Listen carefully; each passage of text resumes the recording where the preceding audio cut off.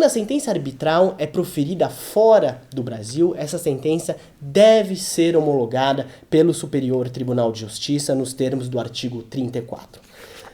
Desde logo, é importante notar que o Brasil utiliza como critério de sentença estrangeira o local em que foi proferida. Isso não é unânime. Por exemplo, novamente, citando o direito francês, utiliza como critério o objeto da arbitragem, dizendo que é estrangeira uma sentença que trata de interesses do comércio internacional. O Brasil preferiu adotar uma concepção de localização e não uma concepção subjetiva. Então, é estrangeira a sentença proferida fora do Brasil.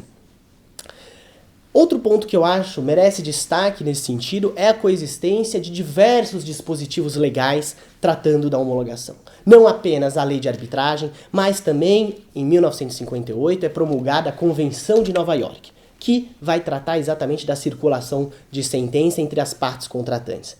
E, para acrescentar a isso, além da lei e da convenção, o STJ ainda tem a resolução número 9 de 2005, que regulamenta o reconhecimento de sentenças, sejam judiciais, sejam arbitrais, e que também é utilizada essa resolução para aferir a validade dessas sentenças estrangeiras no Brasil.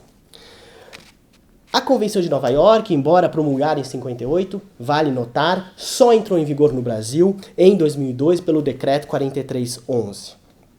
E o artigo 37 da nossa lei de arbitragem fixa em primeiro os requisitos formais para um pedido de homologação de sentença estrangeira. Ou seja, é preciso que esse pedido venha acompanhado, evidentemente, da sentença arbitral, mas também da convenção de arbitragem, todos certificados, consularizados e, se for o caso, acompanhados das suas devidas e respectivas traduções juramentadas.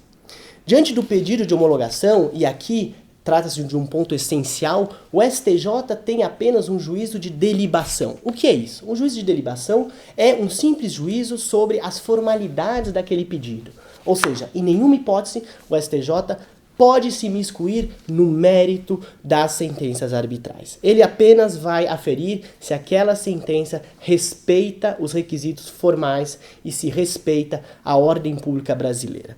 Nesse sentido, para citar alguns exemplos de recusas, de possibilidades de recusar, rejeitar um pedido de homologação, o artigo 38 da lei de arbitragem vai elencar algumas hipóteses muito próximas das hipóteses que também estão presentes no artigo 5º, inciso 1 da Convenção de Nova York. Primeiro lugar, a sentença arbitral estrangeira não será homologada se as partes na convenção forem incapazes. Mas de que lei podemos aferir essa incapacidade? Questão bastante interessante.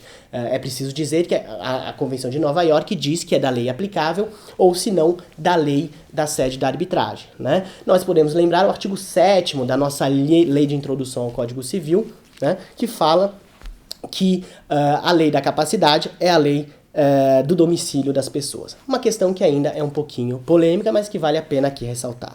Uma segunda hipótese de recusa é se a convenção também não for válida, segundo a lei a qual as partes a submeteram, ou na falta de indicação dessa lei, em virtude da lei do país onde a sentença foi proferida.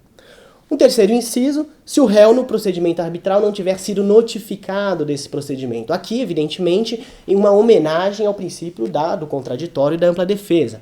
Vale dizer que numa arbitragem não se exige uma notificação formal, uma citação, como no procedimento judicial. Já tem sido aceito no STJ que o mero conhecimento, a mera prova do conhecimento por e-mail ou até mesmo pela simples manifestação de uma parte já é suficiente para comprovar a notificação. E aqui eu cito, por exemplo, a sentença estrangeira contestada, a SEC 6335. Uma quarta hipótese, que também permite a recusa do STJ, é se a sentença arbitral tiver sido proferida fora dos limites da convenção, e aqui eu remeto vocês ao que eu já havia falado em relação à anulação. Uma quinta hipótese, se a instituição do tribunal arbitral não tiver sido de acordo com a convenção de arbitragem. Aqui também, caso, evidentemente, essa instituição não esteja conforme o que as partes colocaram na sua cláusula, no seu compromisso, ou não estiver de acordo com até um regulamento que as partes escolheram para aquela arbitragem. Finalmente, no inciso 6, e é a última hipótese, se a sentença arbitral não tiver se tornado obrigatória, tiver sido suspensa ou tiver sido anulada no país em que foi proferida. Essa é um dos incisos mais interessantes, na verdade, porque há um debate doutrinário, jurisprudencial sem fim, entre aqueles que acham que uma anulação na sede permite mesmo assim a homologação, porque para essas pessoas a arbitragem internacional ela não se enraiza na sede da arbitragem, então essa sentença ela é transnacional, ela pode ser homologada não obstante uma anulação, e aqueles outros que são partidários de uma arbitragem territorialista e que dizem, olha, ainda que seja uma arbitragem internacional, aquela sentença ela é proferida num local e se ela for anulada, não pode então ser levada à homologação em outro local. Uma discussão sem fim, mas que vale a pena aqui ressaltar. Finalmente, além dessas hipóteses, cito mais duas. Primeiro, presentes no artigo 39. Primeiro, a violação da ordem pública brasileira. Por exemplo, uma arbitragem que trata da guarda de crianças violaria claramente a ordem pública brasileira, então não poderia ser homologada. E, em segundo lugar, uma sentença arbitral estrangeira que ofendem, cujo objeto não é suscetível de resolução pela arbitragem, né? Enfim, aqui, na verdade, nós estamos falando muitas vezes, por exemplo, de questões ambientais ou de questões tributárias, né? Por exemplo, no direito português nós temos arbitragem tributária e no Brasil isso seria inarbitrável. Então, são essas duas hipóteses. No inciso 1, objeto não arbitrável e no inciso 2 do artigo 39, violação da ordem pública brasileira. Para concluir, finalmente, eu acho que o Brasil já alcançou uma posição de destaque no cenário internacional, tanto na proteção das sentenças arbitrais contra demandas de anulação que visam apenas uma revisão do mérito, quanto no STJ uma proteção contra tentativas de homologação e que, na verdade, também visam a levar ao Superior Tribunal de Justiça uma rediscussão da matéria já discutida na arbitragem internacional.